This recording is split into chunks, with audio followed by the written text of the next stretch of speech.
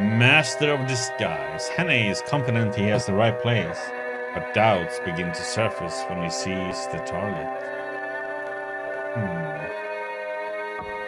Wonder why you would get doubts all of a sudden.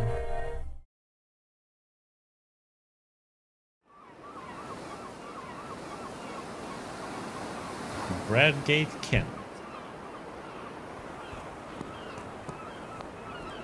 Or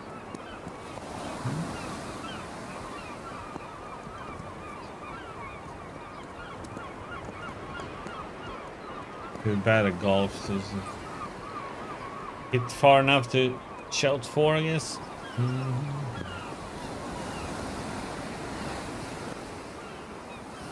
Griffin Hotel.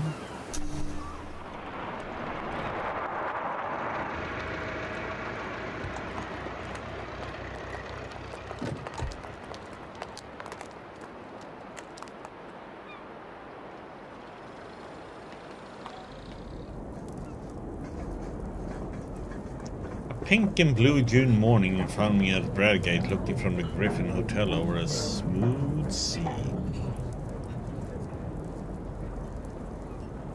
The light chip on the cock sand seemed the size of a bellboy.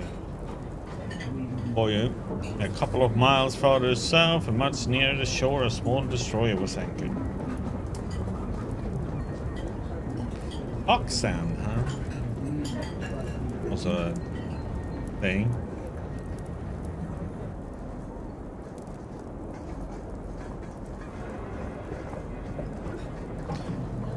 Dave had been in the Navy and knew the boat. He told me her name and her commander, so I sent off a wire to Sir Walter.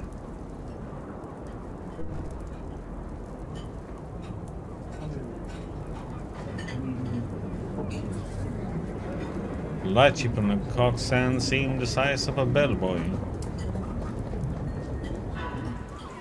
The breakfast Gabe got from a house agent the key for the gates of the staircases on the Rough.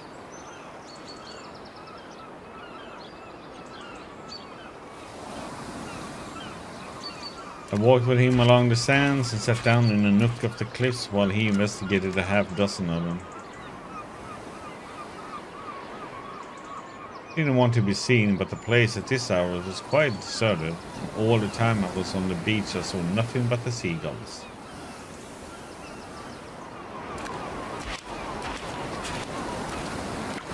It took me more than an hour to do the job.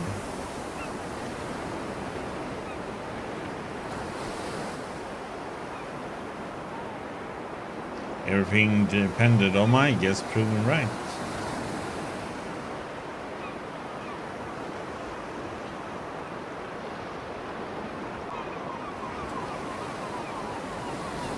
He read aloud the number of steps in the different stairs. 34, 35, 42, 47, and 21, where the cliffs get lower. Oh, and 39. Scaife, we have them.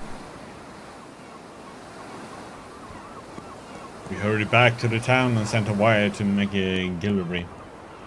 I should say. Oops. I wanted half a dozen men, and I directed them to divide themselves among different specified hotels. Then Scaife set out to prospect the house at the head of the 39 steps. He came back with news that both puzzled and reassured me. The house? The house was called Trafalgar Lodge. It belonged to an old gentleman called Appleton, a retired stockbroker, the house agent said. Only 3 servants were kept, a cook, a parlour maid, and a housemaid. The cook was not the gossiping kind and had pretty soon shut the door in his face, but Scaife said he was positive she knew nothing. Occupants. They were just the sort that you would find in a respectable middle-class household. Mr. Appleton was there a good deal in the summertime and was in residence now. Had been for the better part of a week. Scaife could pick up very little information about him, except that he was a decent old fellow paid his bills regularly and was always good for a fiver for a local charity. Neighbors. Next door there was a new house building which would give a good cover for observation, and the villa on the other side was to let, and its garden was rough and shrubby.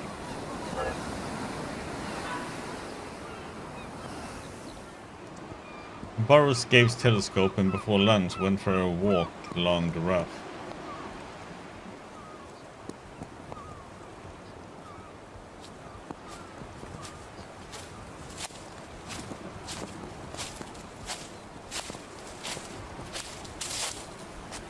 I kept well behind the rows of villas and found a good observation point on the edge of the golf course.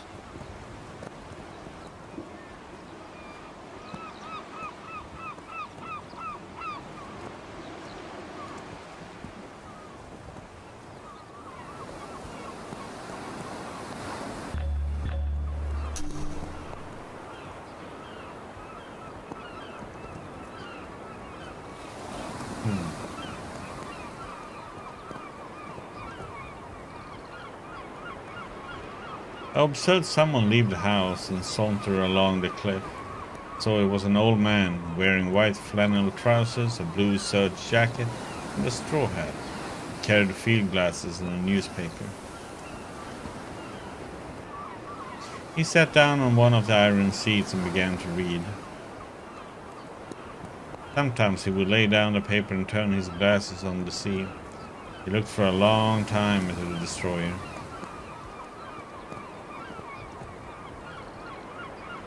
I watched the elderly man for half an hour, till he got up and went back to the house for his luncheon, when I returned to the hell for mine.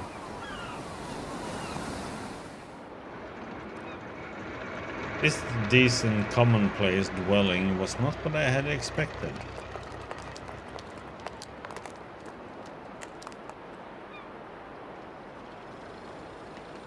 The man might be the boulder geologist of that horrible moorland farm. He might, or he might not.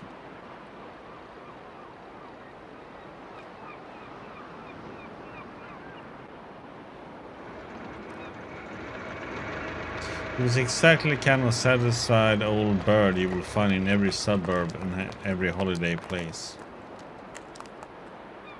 If you wanted a type of the perfectly harmless person, you would probably pitch on that.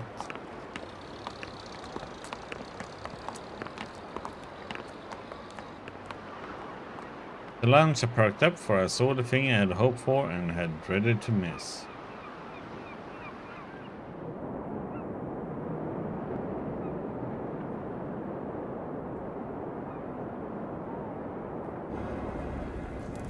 Her name was the Ariadne. Gabe said that she was a fast boat for her build, that she was pretty heavily engineered.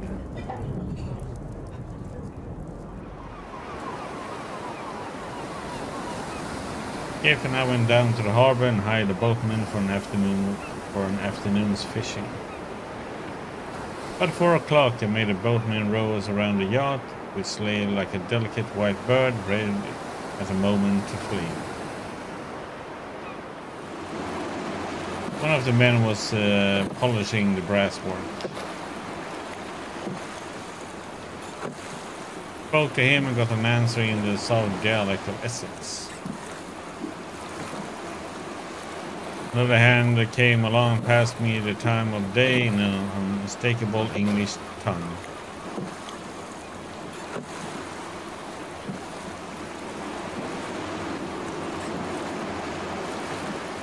Our boatman had an argument with one of them about the weather, and for a few minutes we lay on our oars close to the starboard bow.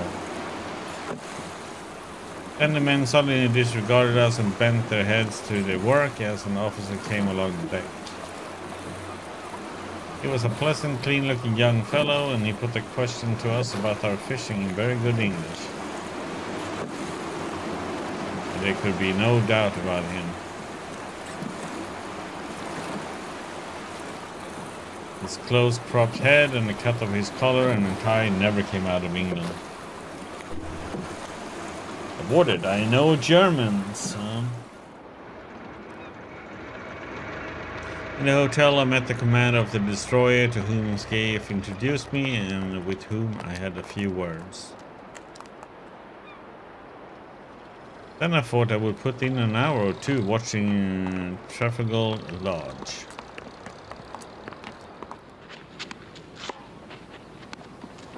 It is.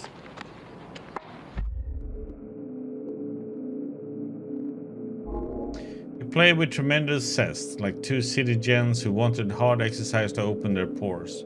They shouted and laughed and stopped for drinks when a maid brought out 2 tankards on a salver.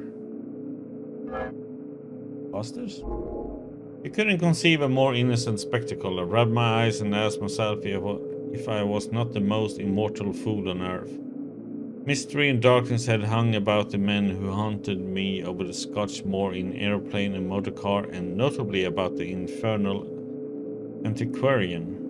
It was easy enough to connect those folk with the knife that pinned Scudder to the floor, and with fell designs on the world peace.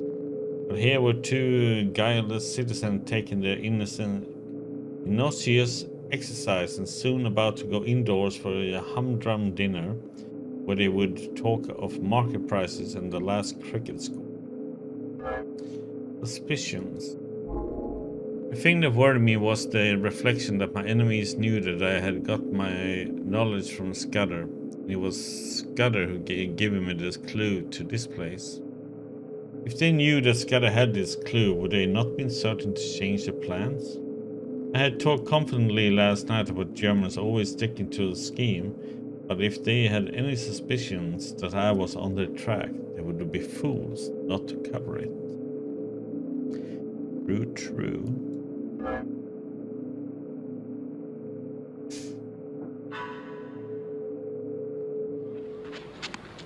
I had been making a net to catch vultures and falcons, and lo and behold, 2 plump thrushes had blundered into it. Presently, a 3rd figure arrived, a young man on a bicycle.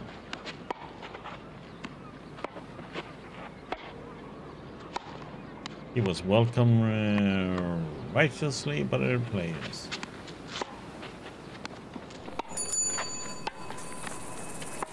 You all right there, Percy? Yes, you're looking a little hot under the collar. I've got into a proper lather. This'll bring down my weight and my handicap, Bob. I'll take you on tomorrow and give you a stroke a hole.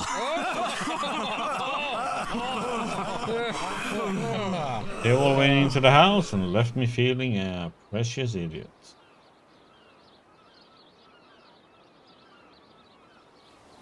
I would rather have walked into a den of anarchists, each with his Browning handy, or faced a charging lion with a pop gun, than enter the happy home of 3 cheerful Englishmen and tell them that their game was up. But then I remembered old Peter P.N.R. He was the best scout I have ever knew. Before he had turned respectable, he had been pretty often on the windy side of the law. He had once discussed with me the question of disguises, and he had a theory which struck me at the time.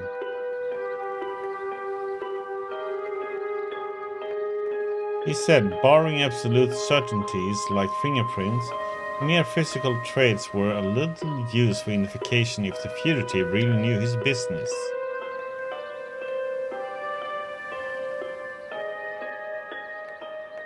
The only thing that mattered was what Peter called atmosphere. Those chaps didn't need to act. He has turned the handle and passed into another life, which came as naturally to them as the first. Peter used to say that it was the big secret of all the famous criminals. This recollection gave me the first real comfort I had that day. Peter had been a wise old bird, and these fellows I was after were about to pick off the aviary.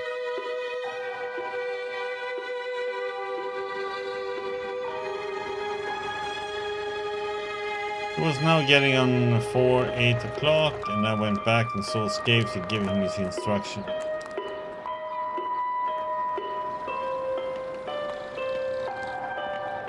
I arranged with him how to place his men, and then I went for a walk, for I didn't feel up to any dinner.